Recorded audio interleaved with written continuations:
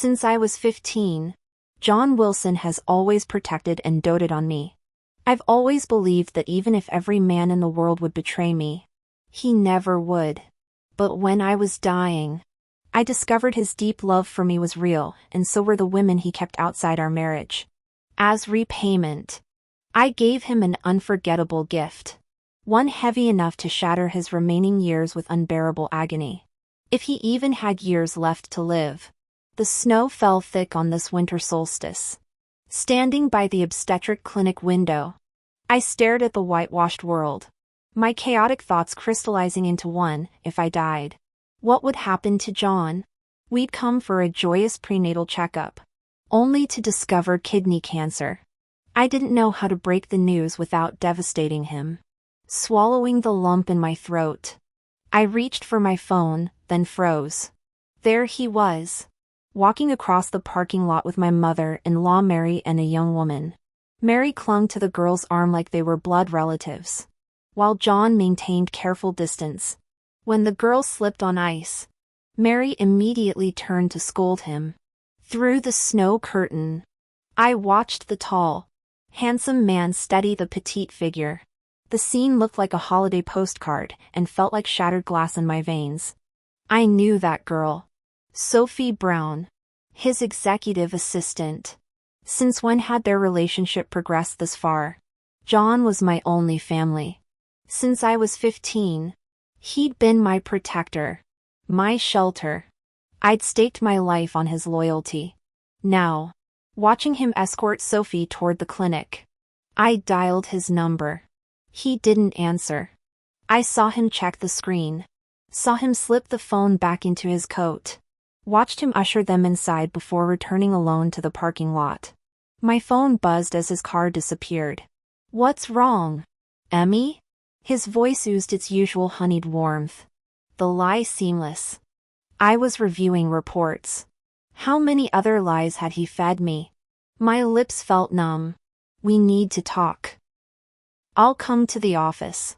He paused mid-stride. Meetings all morning. Lunch together?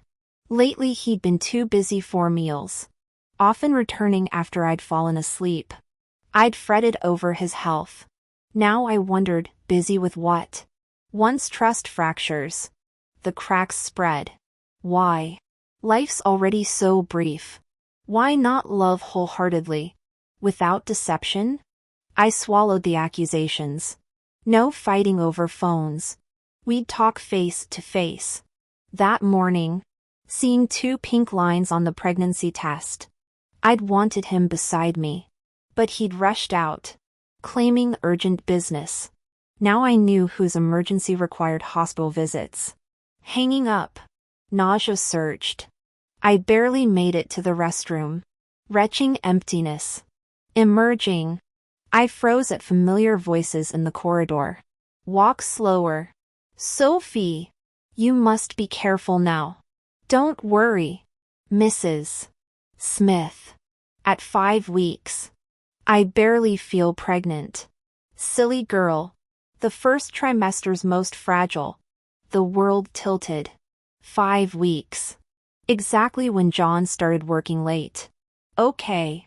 I've got it. I'll do exactly as you say.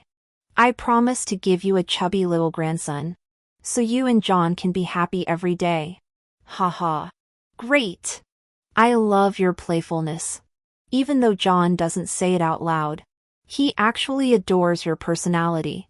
Emmy, I'm just waiting for the 3 of you to let me enjoy the happiness of a family reunion. Something seemed to explode in my head. It was like a thunderbolt on a clear day, striking me from head to toe. What a coincidence. My baby is also 5 weeks along, loving me on one hand while getting someone else pregnant on the other. Suddenly, I felt so sick. I couldn't vomit anything just now, but now I threw up all over the place. I walked out of the outpatient hall. The snowflakes felt cold on my face, freezing my heart. John's car was no longer in the parking lot, but I couldn't wait until noon to see him. I went straight to his company. The receptionist politely showed me into his office, but he hadn't returned yet. I sat in front of his desk, looking at the photos of us in high school, college, on our wedding day, and on our 10th wedding anniversary not long ago. My nose suddenly started to ache. In my memory, that cool and aloof boy was gentle only with me. Emmy, don't cry. Uncle Lou is gone, but I'll protect you. I'll never leave you. Marry me, Emmy. I swear I'll protect you all my life and make you the happiest person. I, John Wilson, swear to the heavens that I'll love only Emily Johnson all my life. If I betray her, may I die a horrible death. Perhaps vows are the most worthless things in the world. Yet the one who hears them takes them seriously.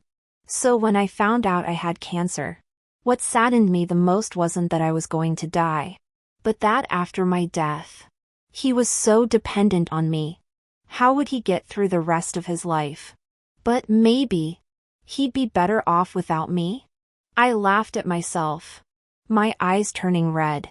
But what could I do? I wasn't willing to give up. Just then, Sophie's charming laughter and footsteps came closer. Thank you, Mr. Wilson, for inviting me to breakfast despite your busy schedule. I'll work even harder to repay you. Come on. You're so talkative. Hurry up and give me the cake. I've been craving this flavor for a long time. You can't have snacks right after breakfast. Come back in an hour to get it. Tisk. You're so strict. But. Hee. Yes. Sir. The door was pushed open. The smile on John's face froze the moment he saw me. I looked at the cake in John's hand and pretended to be surprised. Great minds think alike. I just felt like having a cake. And you bought one. John's tense expression relaxed a bit. He walked quickly towards me and put the cake in front of me. I specially bought your favorite orange mousse. Sophie's face changed instantly. But then she forced a smile. Oh, Emmy. Long time no see.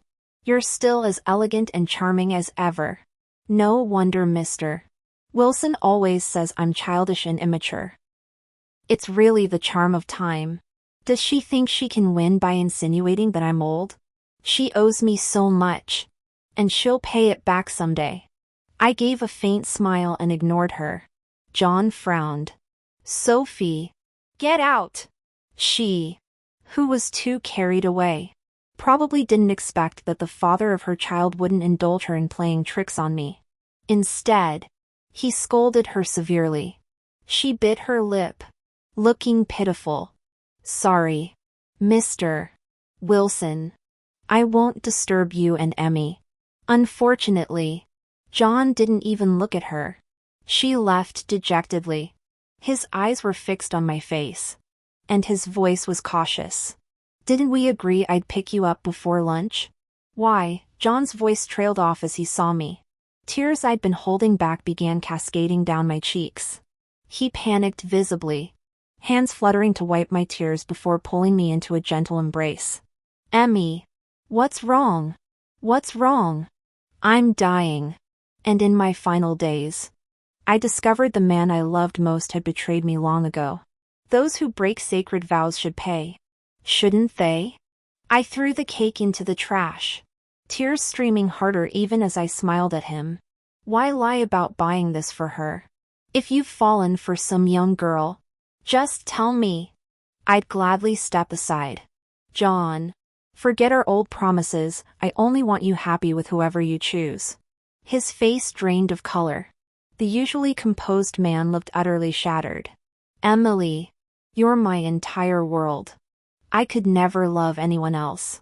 Don't think such things. That earnest expression almost convinced me. John. I'll ask once, what's your relationship with Sophie? When he opened his mouth, I added softly, don't lie, or we're done, forever. The ultimatum froze him. Slowly, redness rimmed his eyes. I'm sorry, Emmy. I kept the secret because I couldn't lose you. There's nothing between me and Sophie. But, she's carrying my child. My hands shook. My whole body trembled.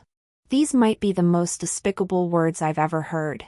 John clung to me, voice ragged. For years, Mary pressured me to divorce you over childlessness. I shielded you from it. When suicide threats didn't make me choose Sophie. We used artificial insemination. Mary promised to raise the baby herself and never interfere again. I couldn't let her die. Emmy. The modern version of taking a concubine to carry on the family line. Except he thinks no physical affair means no betrayal. I laughed. How noble, saving your mother's precious life with a baby. But the boy who loved me with his whole soul, he's gone forever. Isn't he? John had worshipped me since childhood, defying Mary who'd wanted a society bride for her brilliant son. My 2 miscarriages and subsequent infertility made Mary vicious, privately mocking me as the Johnson family's curse. Yet playing doting mother-in-law publicly. John always protected me, honoring my wish to live separately. I'd thought we found balance. How naive. Remember when she slit her wrists to stop our wedding? My trembling voice betrayed me. John flinched as if struck. The memory hung between us, 19-year-old John bandaging his mother's arms while begging me. Don't leave. I'll fix this. He never could. Memories flooded back, after a long silence.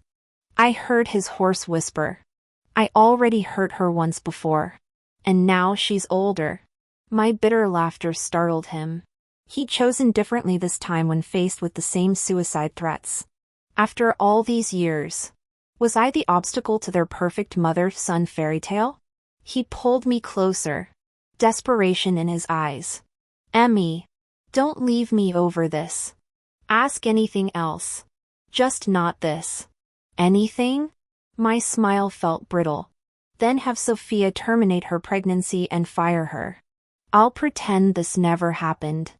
I searched John's face, willing him to agree. If he nodded, I'd risk my cancer-ridden body to carry our child. But his expression froze in horrified conflict, no joy. Only calculation. Don't be difficult, sweetheart. His fingers dug into my shoulders. My mother sacrificed everything after Dad died. Since you can't conceive, this is our compromise. Can't you be reasonable? The ache spread through my chest. I am pregnant. Should I get another test to prove it? My last positive strip lay shredded in a clinic trash can, stained with tears and vomit. John massaged his temples. After all the fertility treatments failed, I agreed to this to spare you more pain. Even if you somehow conceived. Those medications. His words crystallized the truth.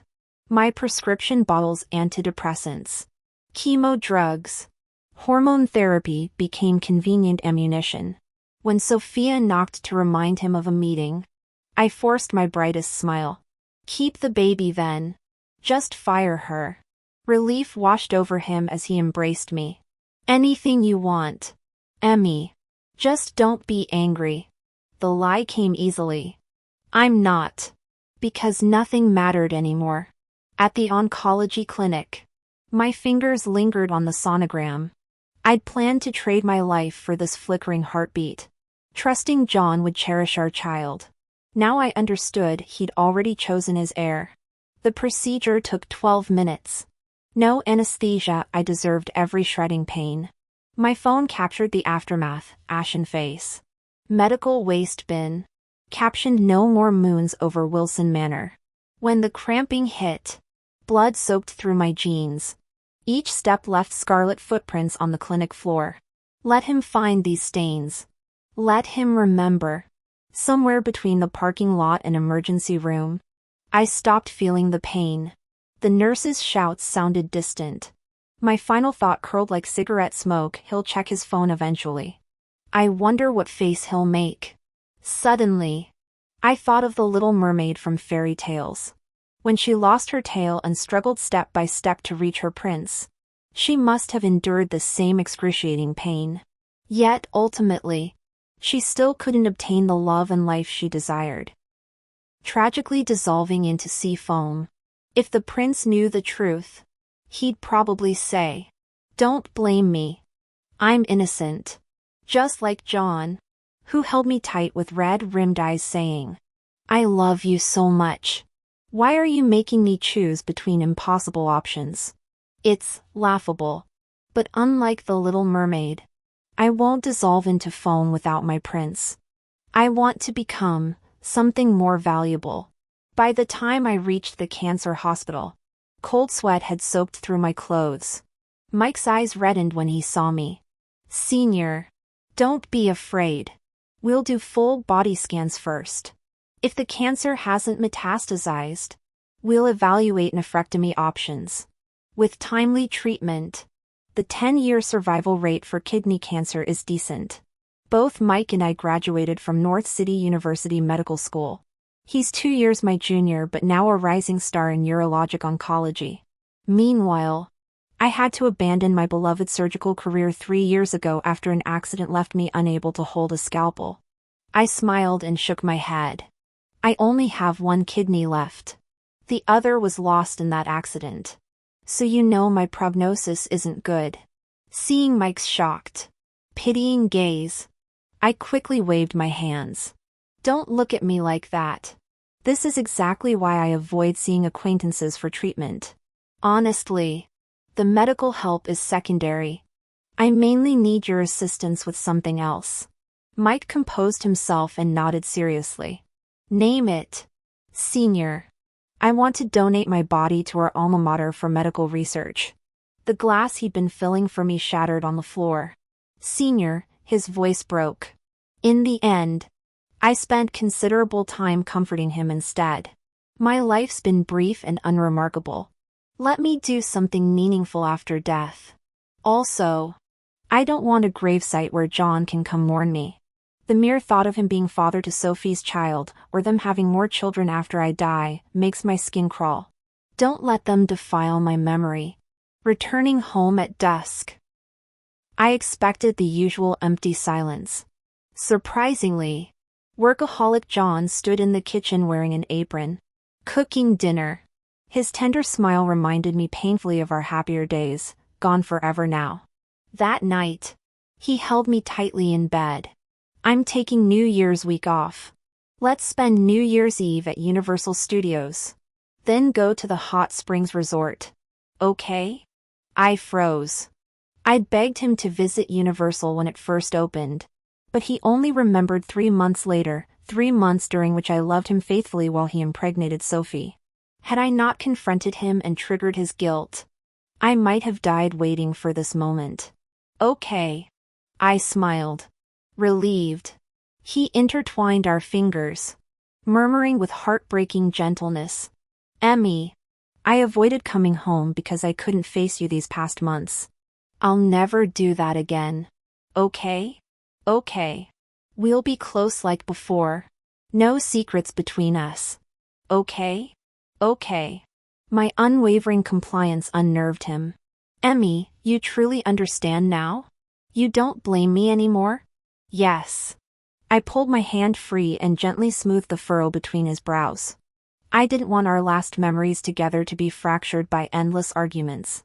Besides, the kinder I acted now, the more excruciating his pain would be later. After all these years of love, this was my final punishment for him. Leaning against John's warm embrace, listening to his steady breathing, I began feeling drowsy myself when my phone buzzed violently. "Sophie." I smirked. Not surprising at all. She'd always been the impatient one. The Browns lived next door to us. One midnight when I was 15, her family got trapped in a fire. My father heard their screams first, charging into the inferno without hesitation to rescue all 3 of them.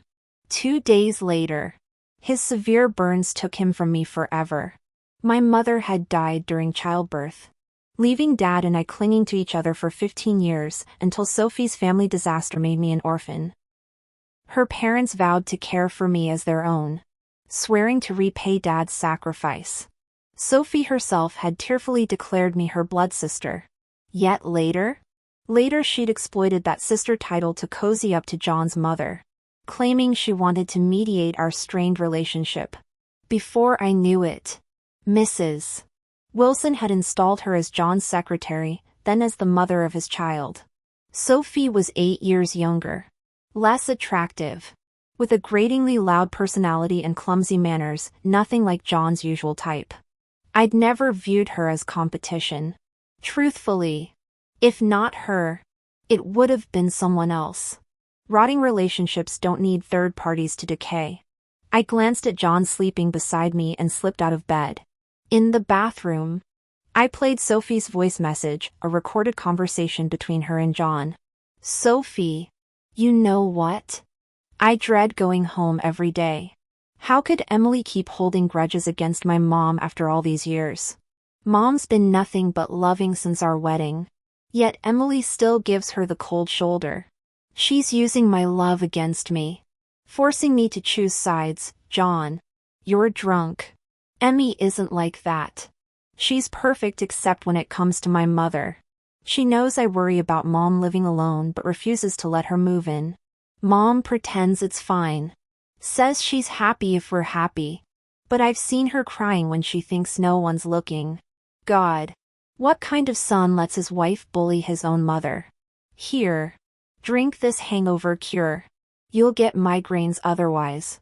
Thanks, Sophie. Watching you cheer Mom up. I wish Emily could be more like you. Being with you feels effortless. John, I'll make this worth your while. Sophie, I promise. My limbs turned icy. All these years, I'd believed our marriage was my sanctuary. Yet to him, I'd been tormenting his saintly mother? And his agreement to let Sophie carry his child, was his mother's suicide threat really the only reason? Harmonious family gatherings. Grandchildren swarming around Grandma. That's what he truly craved. I closed my eyes. Betrayal's venomous fangs sank deep, igniting tremors of fury that hardened into resolve. Next morning, I cooked John's breakfast as usual. He kissed me lingeringly before leaving, his reluctance almost convincing. The moment he disappeared, I wiped my mouth, fighting nausea. That afternoon, I bought baby clothes and toys, heading to Mrs. Wilson's villa, barely half a mile from ours. In the same gated community. Was this distance truly worth John's drunken lamentations? Worth his mother's crocodile tears? As expected, Sophie opened the door wearing my husband's old college sweatshirt. Their bright smiles faltered the moment they saw me. Mary's face twisted with disgust while Sophie clung to her arm trembling. Emmy, she whimpered. Since Mr. Wilson fired me on your orders, Aunt Mary took me in. She's been lonely living alone. I'll only stay a few days, please don't be angry. I settled across from them with practiced calm. After all you've endured carrying John's child, how could I possibly resent you? The termination was merely procedural. We must protect your reputation as an unmarried mother. I've been tormented with guilt since hearing last night's recording. Rest assured, I'll ensure John visits you frequently. Once the baby arrives, our whole family should live together harmoniously. Sophie froze. Her leaked bedroom tapes were meant to provoke confrontation. Not this magnanimity. Mary studied me before abruptly leading me to her study. Cut the act. Emily, she hissed when we were alone. Sophie's carrying my grandchild. When will you divorce my son? My fingers brushed the recorder in my pocket as I whispered tearfully. After all these years of marriage, you still treat me like this? I've never told John how you berate me privately. Can't my patience earn even a slight kindness? Divorce him and I'll stop. She snapped. But John refuses to leave me. He says Sophie means nothing. Would you force him to marry someone he loathes? My voice broke artfully. The truth crystallized between us. Mary didn't hate me. She hated anyone John loved. Her chest heaved with rage. What witchcraft keeps him bound to you? You stole my boy. Have you no shame clinging to him? Feigning distress. I offered. Perhaps John should move here with you and Sophie? I'll take whatever scraps of his time remain. Mary exploded into vitriolic curses. The respected retired schoolteacher morphing into a venomous harpy. I bowed my head, secretly savoring how John would react to this recording of his saintly mother's true nature. When her tirade subsided, I murmured, "Forgive me for upsetting you. I only came to deliver baby gifts." Sophie awaited me in the foyer. All pretense dropped after seeing the wrapped presents. Pathetic, infertile hag jealous of my pregnancy. She sneered. "Your father chose to die saving us. We light incense for him yearly, what more do you want?" The slap echoed through the house. When she lunged, I struck again. "Karma comes for liars," I said coldly, turning from her screams. Perhaps binding John to this viper through shared parenthood would prove the ultimate punishment. That evening, I cooked a single portion despite John's empty promise to return early. Curled on the couch, I endured stabbing back pain that had worsened over months, likely exacerbated by fertility treatments after donating a kidney years prior. Medical training bred dangerous complacency about chronic aches. The sitcom's reconciliation plot mocked my reality. Let John play house with his mistress and furious mother. Every recorded confession tightened the noose around his precious family legacy. Soon enough, the Wilsons would learn what happens when you drown a Johnson's kindness in betrayal. As I looked at the densely packed treatment plan Mike had emailed me, moved by his meticulous care, I realized even friends valued my life this much. How could I abandon myself? Summoning my resolve, I made my solemn decision: I would fight to live. John entered our home near midnight. His hesitant gaze met mine as I pretended not to notice. Moving to serve him late-night congee. He gripped my wrist, frustration bleeding through his controlled tone. "Why did you hit Sophie? Can't you leave her out of this? She's just a young girl who..." His voice broke off with a sigh about the uncertain future of her unborn child. How ironic. The man who'd sworn never to see the child's mother after birth now rushed to her defense. When I remained silent, his arms encircled me with poorly concealed impatience. "Emily, you're the only one I love. Our marriage isn't threatened by this child. Stop provoking Sophie and my mother." Your confrontation today left one with abdominal pain and the other with heart palpitations. I'm exhausted. His blind faith in their claims cheapened whatever love remained between us. I wondered how his heart would fracture when he eventually learned the truth about that afternoon's events. Instead of answering, I smiled bitterly. "John, do you remember our lost children? During his startup's darkest early days, I'd worked hospital shifts before spending nights organizing his documents, surviving on 3 hours sleep.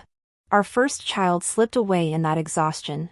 3 years later, as we waited curbside after dinner, I shoved him from the path of an out-of-control e-bike. The impact shattered my right wrist's tendons, cost me a kidney, and took our second baby. Tears blurred my vision as I traced his jaw. I only wanted to honor our children by sending baby gifts. The conflict wasn't intentional, but it won't happen again." His face buried in my shoulder, John rasped promises of compensation he should have known I'd never want. On Christmas Eve, he clasped a 6-figure Cartier pearl necklace around my neck, murmuring about moonlight elegance. I might have cherished it had I not seen Sophie's social media post, a Chow Tai Fook bracelet worth thousands beside familiar cufflinks, captioned "When affection is mutual." My silent response, a self-viewed post comparing wives and mistresses through jewelry tiers. The like I gave her photo burning like acid. As Mike and I finalized treatment dates, I drafted my will and filled drawers with handwritten notes for John. His late nights under work pressure conveniently aligned with my needs. New Year's Eve found us at Michelin-starred tables. Ruby roses between silver cloches. Through candlelight, his gaze almost convinced me we'd time traveled to better years. At Universal Studios, he crowned me with bunny ears amid starry-eyed couples, kissing my eyelids as he whispered my moonlit heart. I leaned into his embrace, spine screaming in agony, every step synchronized to his rhythm. At that moment, I was genuinely happy. I thought riding the terrifying roller coaster I'd always feared. Watching the romantic fireworks I'd longed for. Using screams and laughter to punctuate my dead relationship, this would bring closure without regrets. But my smile froze when John answered the call. Sophie's hysterical sobs crackled through the phone. John! Where are you? Come back now. Mary's having chest pains and can't speak. I'm terrified.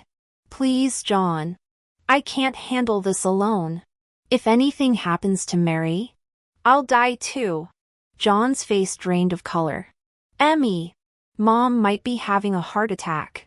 We need to go. He yanked my arm so hard that my already throbbing lower back felt cleaved by a blade. I crashed to the pavement. When he turned and saw me crumpled on the ground, he actually shouted, "Move it! Didn't you hear my mother's dying?" His sudden fury made my chest constrict. He thought I was stalling deliberately.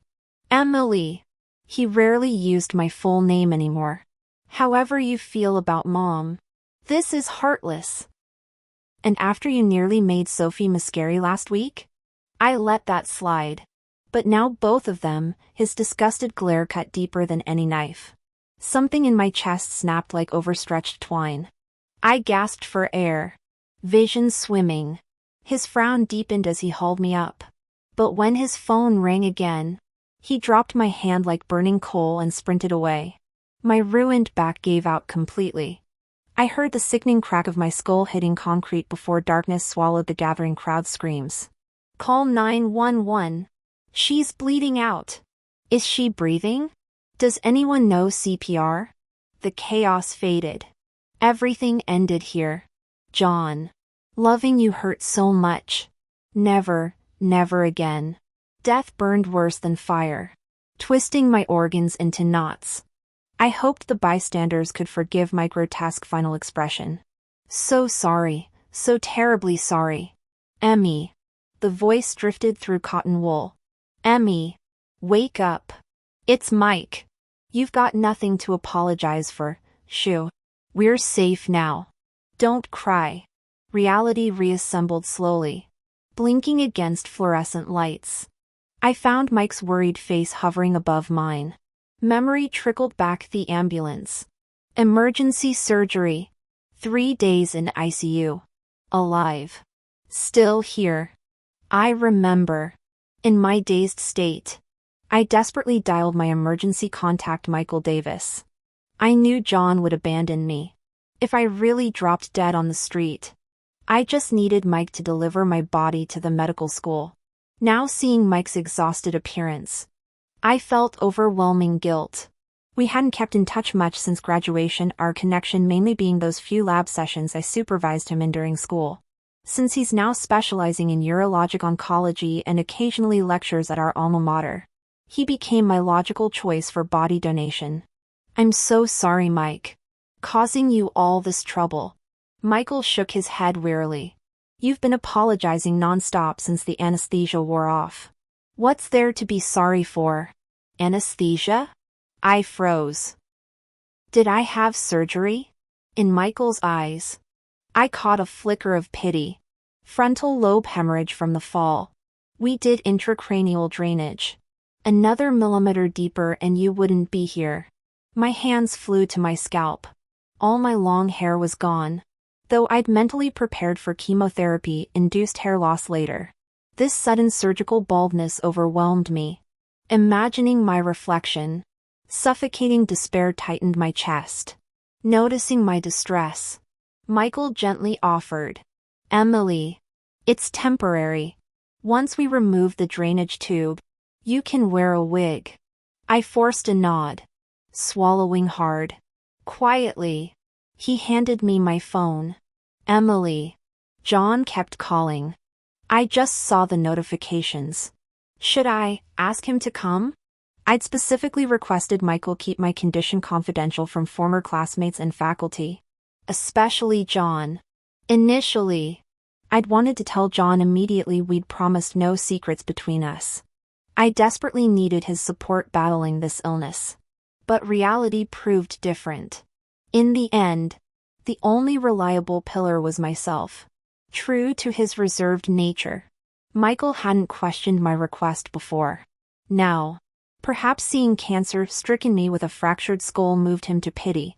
Could you hire me a private nurse at your hospital? Long-term care.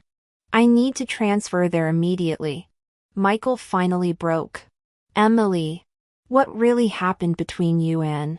I smiled faintly. He's busy. I don't want to bother him now.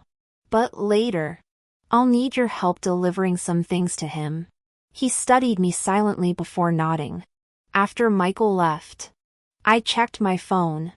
I'd been unconscious through New Year's Day. John's first call came at midnight on January 1st, probably after his mother and Sophie were out of danger. Finally remembering my humiliating collapse. Or perhaps, darkly, his mother's emergency had been fabricated to interrupt our New Year's together. He'd never consider who truly nearly died that night. His texts flooded the screen. Where are you? Stop being childish. When are you coming home? Home? The new year arrived finding me homeless. Their family's future bursting with generations never included me. Wiping silent tears. I blocked him everywhere. At the oncology hospital, Michael arranged a private room. But the head injury complicated everything: persistent low fevers after tube removal. Plummeting blood counts. My battered body couldn't withstand scheduled treatments. Forcing postponements. The bone-deep pain kept spreading. I've always had a high pain tolerance. The woman who once endured excruciating stomach cramps for 2 hours without medication now relies on daily painkillers to function. When I collapsed from dizziness again and regained consciousness after emergency treatment, my gaunt reflection made me realize I might not last much longer.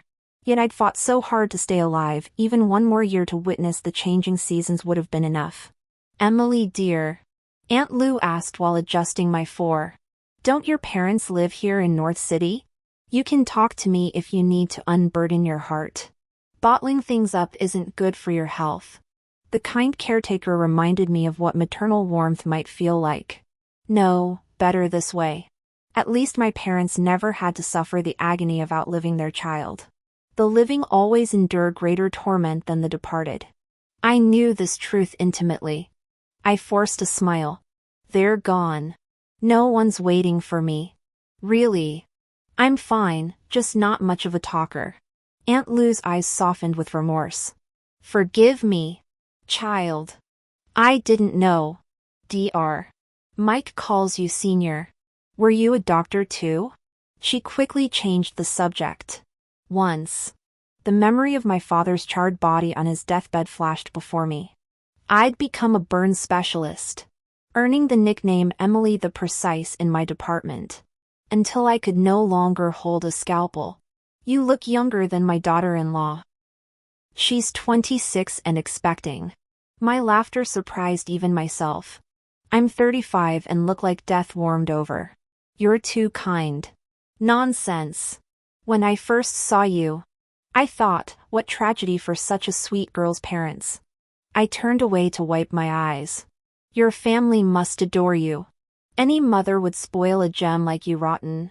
She insisted. So gentle and thoughtful, any man's fortune to have you. The words transported me back to John's disgusted glare when he defended Mary, that familiar maternal contempt piercing my heart. Their unbreakable bond had shattered me completely. Now the fragments simply existed. After adjusting my wig and applying lip balm, I suggested, let's get some air. Only if you use the wheelchair. Last time you fainted. My protest died as Dr. Mike called. Emily, we've developed a new treatment plan. I'll explain shortly. Aunt Lou clasped her hands.